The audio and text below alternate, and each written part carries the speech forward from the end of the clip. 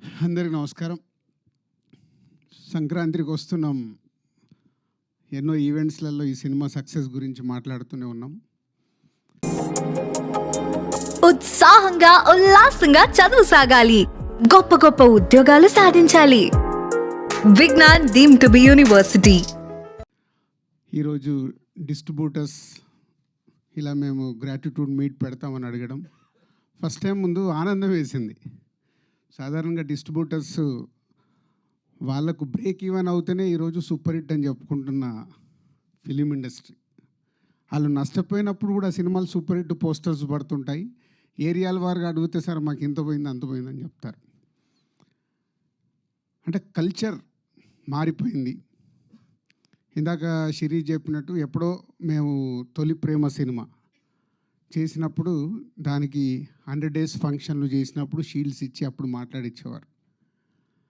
So ఈ distribution సిస్టమే మొత్తం మారిపోతూ ఏరియాకి ఇప్పుడు ఒకరో ఇద్దరో మిగిలితే గొప్ప అనే పరిస్థితికి వచ్చింది.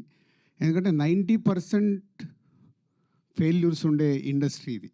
జస్ట్ 10% మన సక్సెస్ పర్సంటేజ్. ఒక డిస్ట్రిబ్యూటర్కి డబ్బు సంపాదించాలంటే ఆ సక్సెస్లో వచ్చే ఆ 10% దాంట్లో డబ్బు మిగులుతుంది. మన 90% పోయేది ఎవరు కనిపించదు. ఫెయిల్యూర్స్ వచ్చినా ఆ సక్సెస్ వచ్చినప్పుడే వాళ్ళు నిలదొక్కుంటూ ముందుకెళ్తూ ఉండాలి. ఇందాక మా శిరీష్ చెప్పాడు, ఎల్విఆర్ గారు, శోభన్, హరి 2006 నుంచి బొమ్మరిల్లు టైం దగ్గర నుంచి మాతో జర్నీ స్టార్ట్ చేశారు. సక్సెస్లు ఉన్నాయి, మధ్య మధ్యలో మాకు అప్ అండ్ డౌన్స్ ఫెయిల్యూర్స్ ఉన్నాయి. అన్నీ తట్టుకుంటూ వాళ్ళు మాతో కంటిన్యూ అవుతూనే ఉన్నారు. అంటే 20 సంవత్సరాలు ఒక డిస్ట్రిబ్యూటర్ ఒక ప్రొడ్యూసర్తో కంటిన్యూ అవ్వడం అనేది నాకు తెలిసి ఫిలిం ఇండస్ట్రీలో వీళ్ళు తప్పితే ఎవరూ లేరు.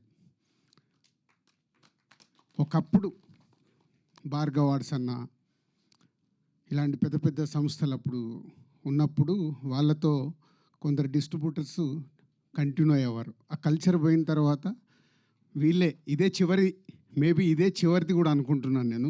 ఇలా 20-25 years జర్నీ చేయడం ఒక ప్రొడ్యూసర్స్తో డిస్ట్రిబ్యూటర్స్ అనేది ఇంపాసిబుల్. ఎందుకంటే మా 30 years ఎక్స్పీరియన్స్లో కూడా 22 సంవత్సరాల నుంచి మేము ప్రొడక్షన్ స్టార్ట్ చేసిన తర్వాత 30 సంవత్సరాల మా డిస్ట్రిబ్యూటర్స్గా ఎక్స్పీరియన్స్. మాకు కూడా వెనక్కి తిరిగి చూస్తే 20 ఏళ్ళ నుంచి మాకు ఎవరైనా ప్రొడ్యూసర్స్ ఉన్నారని వెతికితే నాకు కనిపించట్లా. సో అది థ్యాంక్ యూ ఎల్విఆర్ గారు, హరి అండ్ శోభన్ గారు. అండ్ సంక్రాంతికి వస్తున్నాం. నేను ఒక ప్రెస్ మీట్ పెట్టాను, మీ అందరితో ఇంటరాక్ట్ అయ్యాను సంక్రాంతి రిలీజ్ ముందు. సో 2 సినిమాలు రిలీజ్ ఉన్నాయి, కమ్బ్యాక్ అవ్వబోతున్నామని. అవుతామో లేదని తడబడే లోపే అనిల్, ఎందుకు సార్ మీరు అంత కాన్ఫిడెన్స్గా మీరు స్టేట్మెంట్ ఇచ్చిన తర్వాత అవ్వకుండా ఎలా పోతుందని సంక్రాంతికి వస్తున్నాంతో ఒక సెన్సేషనల్ హిట్. ఇందాక హరి చెప్పాడు, అంటే ఒక 72 daysలో ఒక సినిమాని డైరెక్టర్గా అనిల్ డిజైన్ చేసి వెంకటేష్ గారు లాంటి ఒక సీనియర్ ఎక్స్పీరియన్స్ హీరోతో వాళ్ళు ప్లాన్ చేసి ఒక బాల్ని 6 కొడితే ఎలా ఉంటుందో ప్రూవ్ చేశారు. అంటే బడ్జెట్లు ఇంపార్టెంట్ కాదు, కథలే ఇంపార్టెంట్. కానీ ఇది మర్చిపోతాం. మేమన్నీ కూడా కథలతో మొదలుపెట్టిన సినిమాలే కొత్త దర్శకులతో తీసినప్పుడే మేము మా సంస్థలో ఎన్ని క్లాసిక్స్ వచ్చాయో, ఎన్ని సక్సెస్లు వచ్చాయో అందరికీ తెలిసిందే. మేము కూడా అందరిలాగా కాంబినేషన్ సినిమాలకని అటు కొంచెం లాస్ట్ 4-5 years నుంచి తడబడుతూ ఉన్నాం. మళ్ళీ లేదు మా రూట్ ఇదే కరెక్ట్ అనేది అనిల్ మళ్ళీ మాకు ప్రూవ్ చేసి సరైన దారిలో రహదారి వేసిచ్చాడు. సో ఇదే 2025 సంక్రాంతికి వస్తున్నాం దగ్గర నుంచి మళ్ళీ ఎస్విసి నుంచి అద్భుతమైన సినిమాలు రావటానికి మాకు ఇది ఒక బిగ్ ఎనర్జీ. సో ఈ సక్సెస్ నాకు కూడా చాలా పాఠం నేర్పించింది.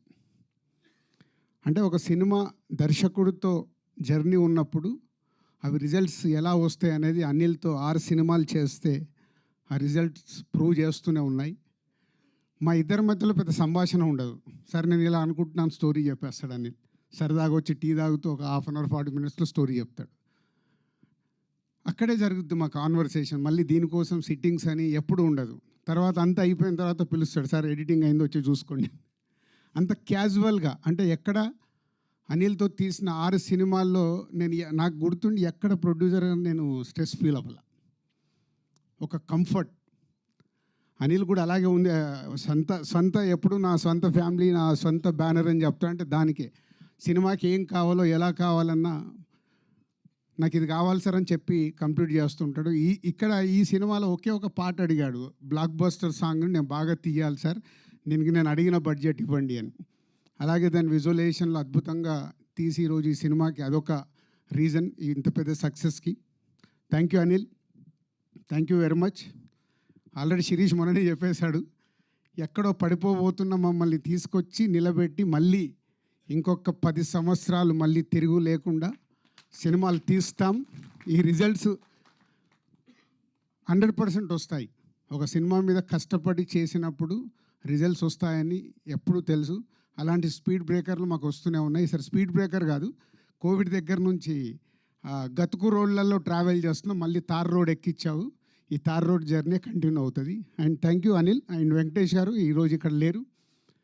బట్ ఎప్పుడు నేను చెప్తుంటాను, ప్రొడ్యూసర్స్కి ఎలా సపోర్ట్ చేయాలి, ఒక హీరోగా సినిమాని ఎలా వేస్టేజ్ లేకుండా కంప్లీట్ చేయించాలి అనేది రామానాయుడు గారు అబ్బాయి కాబట్టి అక్కడి నుంచి వచ్చిన క్వాలిటీస్ అవి.